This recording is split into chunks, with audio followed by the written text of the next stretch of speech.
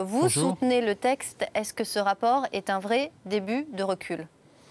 Je ne le pense pas. Je pense que le gouvernement veut se donner du temps, à la fois pour répondre à un certain nombre d'inquiétudes exprimées par les organisations syndicales notamment, mais aussi pour faire la pédagogie de ce texte. Parce que depuis le début, ce texte a été caricaturé, a été cloué au pilori, alors qu'il contient pour moi des avancées tout à fait essentielles. Donc je pense qu'il s'agit simplement d'un report de quelques semaines qui peut permettre de lever un certain nombre d'interrogations et de réserves, mais aucunement de revenir sur l'orientation centrale de ce texte. Est-ce qu'il y a dans ce report des calculs politiques évidemment à donner à une partie d'IPS ? Non, mais je crois que le gouvernement a entendu tout simplement un certain nombre de protestations.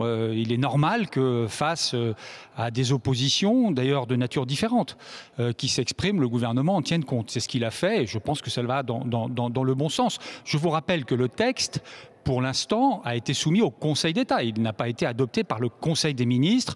Donc le gouvernement se donne 15 jours de plus pour mieux le travailler, pour répondre encore une fois à certaines de ses oppositions. Cela va dans le bon sens. Mais à mon avis, ça ne retire rien à la volonté du gouvernement et du Premier ministre, notamment, de mener à bien ce texte jusqu'au bout. Alors Manuel Valls va de nouveau rencontrer tous les partenaires sociaux. Les partenaires sociaux disent qu'ils ont besoin de plus qu'une explication de texte. Ils ont besoin de changements. Selon vous, qu'est-ce qui peut bouger ? Oui, je pense que, par exemple, autour de la question des licenciements économiques, on sait qu'un certain nombre de rédactions, de formulations, voire de mesures ne sont pas comprises par les partenaires sociaux. Et donc, il peut y avoir là un certain nombre d'éléments d'évolution. Il y a sur un certain nombre de sujets des évolutions possibles.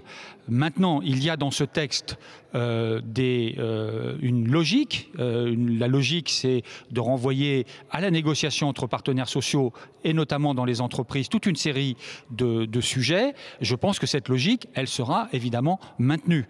Donc il s'agit tout simplement de répondre à ces préoccupations qui sont légitimes. Laurent Berger, hier soir, s'est exprimé longuement sur cette question. Je pense qu'il a formulé un certain nombre de critiques. Il faut les entendre et c'est ce que va faire le gouvernement.